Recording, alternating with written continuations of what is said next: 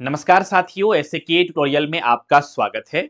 आज के इस एपिसोड में मैं बात करने वाला हूं एनसीएल में release the new vacancies technician के पोस्ट के लिए प्रिपरेशन स्ट्रेटेजी के बारे में।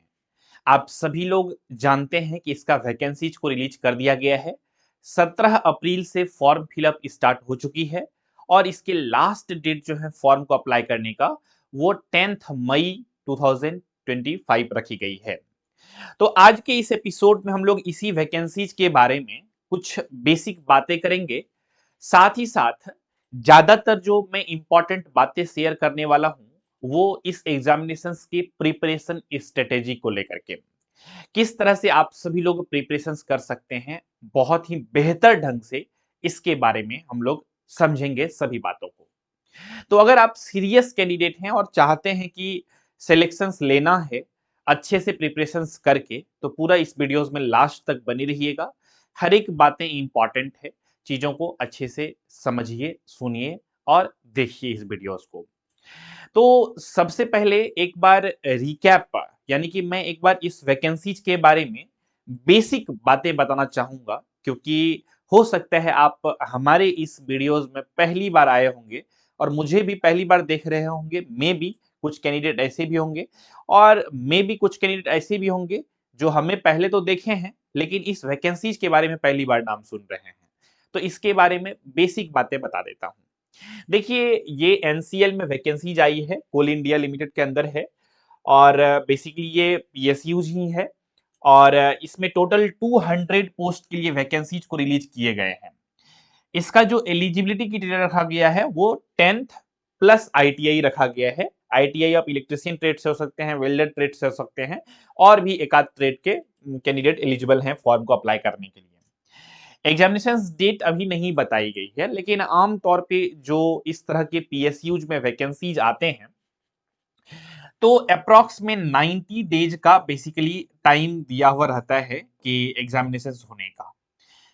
तो आप लगभग में मोटा मोटी मान के चल सकते हैं कि अप्रैल मंथ में आपका नोटिफिकेशन आया है, तो एग्जामिनेशन जो होंगे वो जून या जुलाई में होने की पॉसिबिलिटी है। जून या जुलाई आप मान के चल सकते हैं। अब एक्सेप्शनली में भी पहले भी हो जाए, लेकिन जनरली आप इतना कंसीडर करके चल सकते हैं।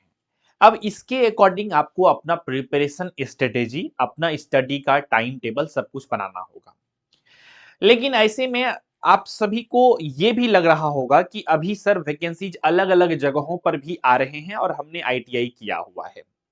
अच्छा, एक चीज मैं यहाँ पर बताना चाहूंगा, आईटीआई अब प्लस में यहाँ पर 1 ईयर का आपका अप्रेंटिसशिप भी मांगा गया है।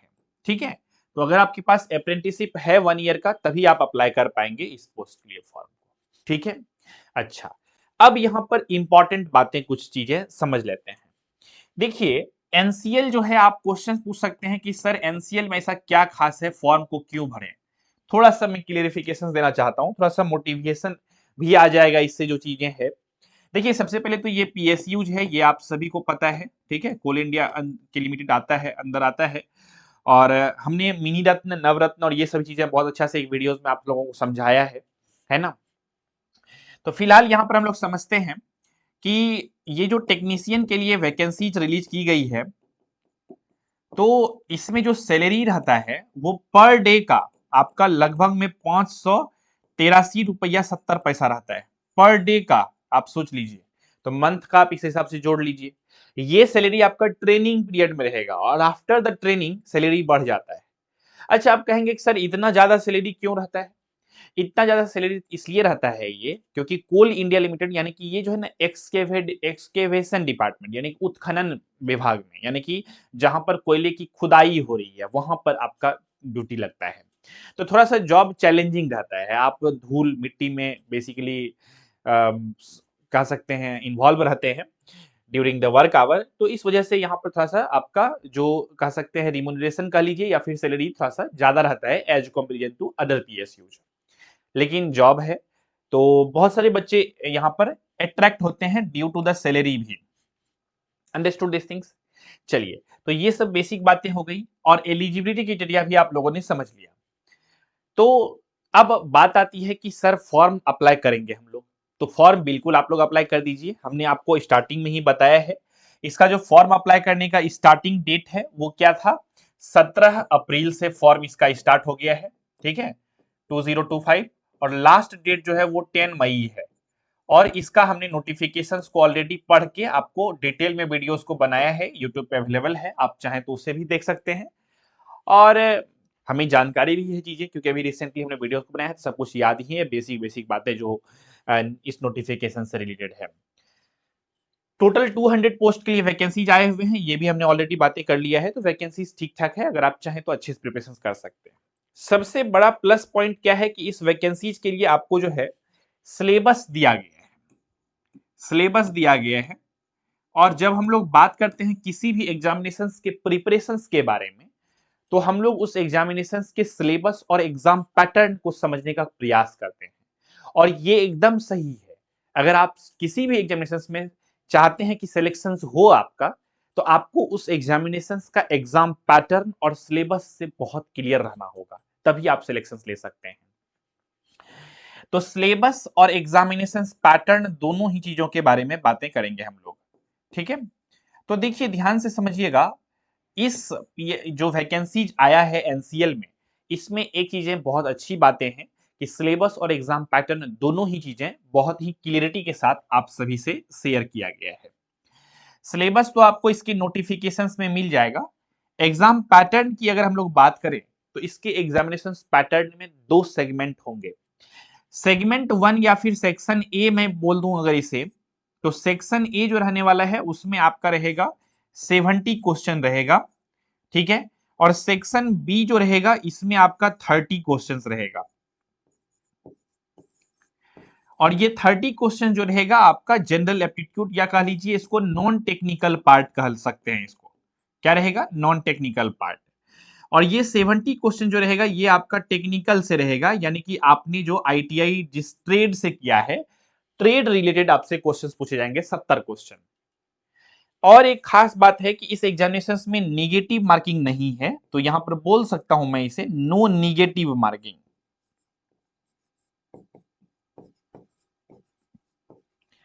यानी कि गलत आंसर अगर आप लोग देंगे तो निगेटिव मार्किंग नहीं होगा इस एग्जामिनेशन में। क्लियर हो गया। तो ये सब बेसिक बातें हैं। अब अगर आपका ट्रेड इलेक्ट्रीशियन है, तो इलेक्ट्रीशियन ट्रेड से रिलेटेड जो है आपको पढ़ना है चीजों को अच्छे से। और 30 क्वेश्चंस के लिए नॉन टेक्निकल सेक्शंस आपको पढ़ना होगा।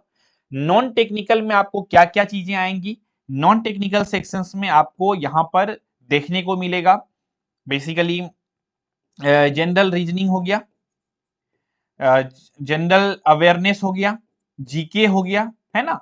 ये सभी चीजें इसमें आपको देखने को मिलेगा। कुछ बेसिक मैथ्स देखने को मिल सकते हैं, जनरल एप्टीट्यूड जिसको हम लोग बोलते हैं, वो आपका profit loss based percentage, under 10th level के जो क्वेश्चंस होंगे वो सभी चीजें आपको यहां पर पूछे जाएंगे नॉन टेक्निकल सेक्शंस में। बहुत ही अच्छा खासा अपॉर्चुनिटी है अगर आप अच्छे से प्रिपरेशन करना चाहते हैं तो। अब इसका प्रिपरेशन कैसे करें, दो तरह के बच्चे होंगे जो हमारे इस वीडियोस को देख रहे होंगे। एक तो ऑलरेडी एक बार आपने टेक्निकल को पढ़ा है, आपका टेक्निकल स्ट्रांग है। ये कैंडिडेट बेसिकली बहुत कम होते हैं, जो एक बार अच्छे से पढ़े हैं वही होते हैं। तो अगर आपका टेक्निकल स्ट्रांग है तब तो आपको रिवीजन पे फोकस करना चाहिए, और नॉन टेक्निकल आपको यूट्यूब से भी किया जा सकता है। अगर आप सही वे में स्ट्रेटेजी बना करके प्रिपरेशन करेंगे तो तब तो आपको कोई दिक्कत नहीं है, सिर्फ और सिर्फ आपको रिवीजन करना है। लेकिन जो दूसरे टाइप के कैंडिडेट हैं जिनका टेक्निकल उतना स्ट्रांग नहीं है, उनको पढ़ना है इलेक्ट्रिशियन ट्रेड से रिलेटेड चीजें बहुत ही अच्छे से, एग्जाम ओरिएंटेड पढ़ना है, तो आप जो है जुड़ सकते हैं हमारे साथ पेड बैच में। तो ये पेड बैच में कैसे जुड़ेंगे, सिंपल में गूगल प्ले स्टोर से एसके ट्यूटोरियल ऐप को अपने फोन में डाउनलोड करेंगे, और ऐप को डाउनलोड करने के बाद ऐप में आप लोग लॉगिन करेंगे। लॉगिन करने के बाद स्टोर ऑप्शन पे क्लिक करके आप लोगों को एनसीएल का कंप्लीट बैच दिखेगा, एनसीएल 2025 कंप्लीट बैच। इस बैच में आप लोग इनरोलमेंट ले सकते हैं। इस बैच में जब आप इनरोलमेंट लेंगे तो आपको इस बैच के अंदर जो है ना complete complete technical plus non technical पढ़ाए जाएंगे, यानी कि पूरा सिलेबस आपको बैच के अंदर पढ़ाया जाएगा। पहला बात। दूसरा कि आप लोगों को इस एग्जाम ओरिएंटेड सैंपल पेपर या प्रैक्टिस सेट कह सकते हैं, सैंपल पेपर प्रैक्टिस सेट हम लोग देने वाले हैं। कितना सैंपल पेपर प्रैक्टिस सेट देंगे? तो मिनिमम 10 देंगे।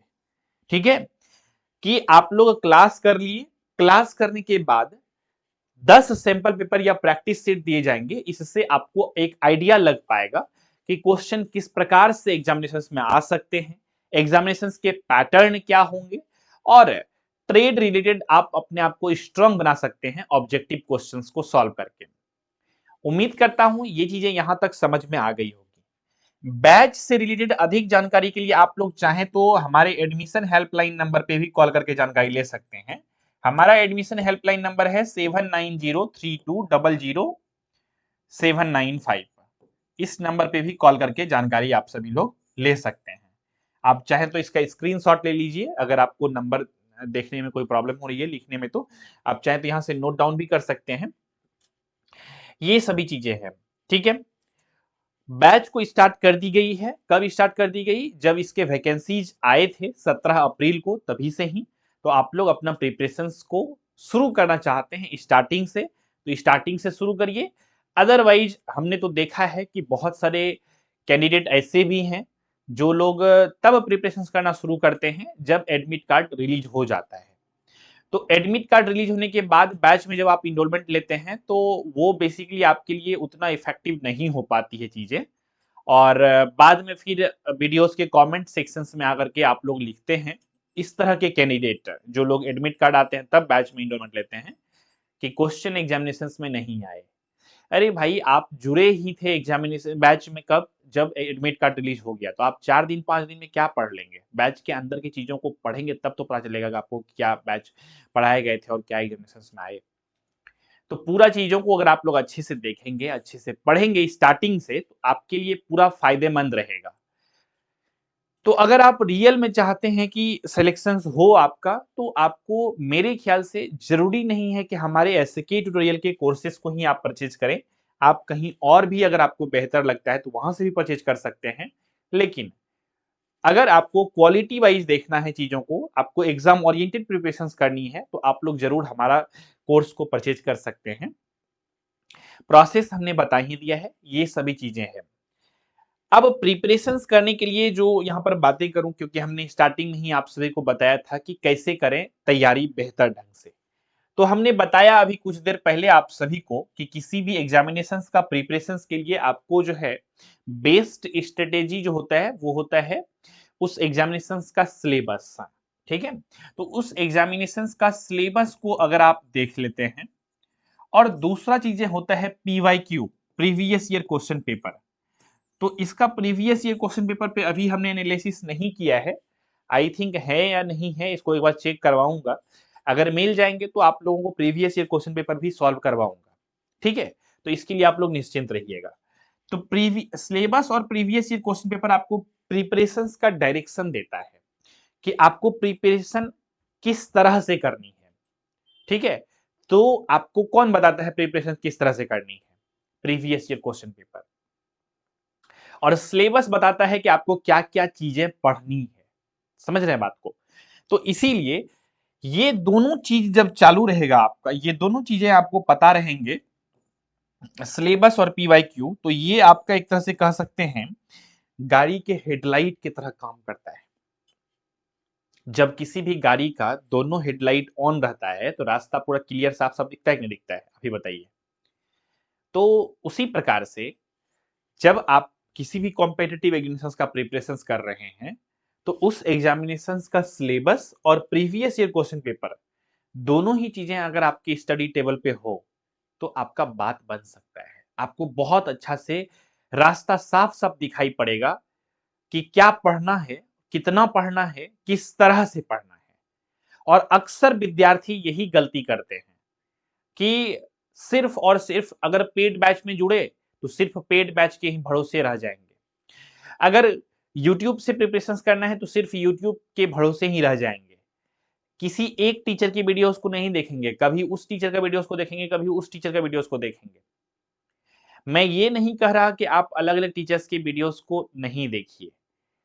आप इस चीज़ का फैसला जल्दी लीजिए कि आपको किस टीचर से समझ में आता है।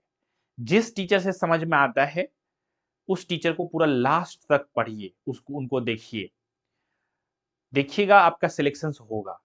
कोई भी टीचर जो पढ़ा रहे हैं, वो ये नहीं चाह रहे हैं जानबूझ करके कि आप वो अपना कंटेंट खराब दें और अपने कंटेंट की वजह से आपका सिलेक्शंस नहीं हो। ऐसा कोई टीचर नहीं चाह रहे हैं। सभी लोग अपना एफर्ट लगा रहे हैं, मेहनत कर रहे हैं। ठीक है? तो इस वजह से अगर आप चाहते हैं अच्छे से तैयारी करने के लिए, तो इधर-उधर नहीं भटकना है। आपने आईटीआई किया है बहुत ही सोच समझ करके, आपने टेक्निकल डिग्री लिया है। अदर कैंडिडेट से आप डिफरेंट हैं। आपने 12th नहीं किया 10th के बाद, आपने आईटीआई कर लिया। क्यों? क्योंकि आपने सोचा था कि टेक्निकल डिग्री ले लेंगे तो जल्दी ही टेक्निकल जॉब लग जाता है, जल्दी ही सेटल हो जाऊँगा लाइफ में। तो वो तब लगेगा जब आप स्मार्ट स्ट्रेटेजी को फॉलो करेंगे, सिस्टमैटिक वे में मेहनत करेंगे। तो आप 10th के बाद तो स्मार्ट हो गए, आईटीआई कर लिए, लेकिन क्या उसके बाद आप स्मार्ट हैं? या फिर उसके बाद आप हार्ड वर्क कर रहे हैं सही डायरेक्शंस में? अगर हाँ, तो अच्छी बात है, जल्दी-जल्दी आप सफल हो जाएँगे। अगर नहीं, तो चेंज करिए रास्ता को, तो देखिए आप सफल हो जाएँगे। तो कुल मिलाकर के आपके लिए एक अच्छा मौका है एनसीएल में जो वैकेंसीज आई हुई है। ये टोटली अप टू यू है कि आपको किस तरह से तैयारी करना है, ठीक है? सभी बातें हमने बता दिए हैं और आपको डे 1 से प्रिपरेशन शुरू कर देनी चाहिए।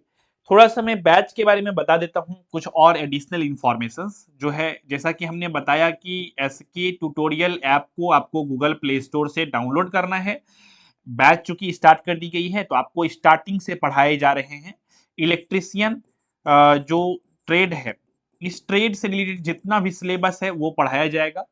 क्लासेस जो होंगे, वो लाइव क्लासेस भी होंगे और प्लस रिकॉर्डेड भी कुछ क्लासेस आप सभी को दिए जाएँगे। ठीक है?